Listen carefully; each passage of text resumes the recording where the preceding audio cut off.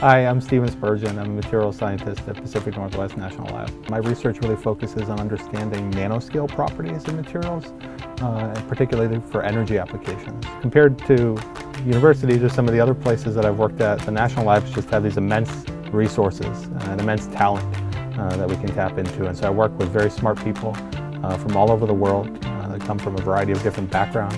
We're using cutting-edge tools to tackle some of the most pressing challenges in our country today.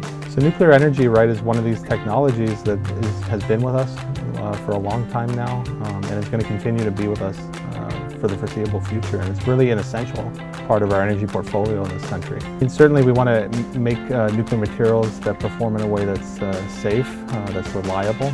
And so that's one of our central goals, is understanding how these materials behave over 20, 30, 40-year lifetimes.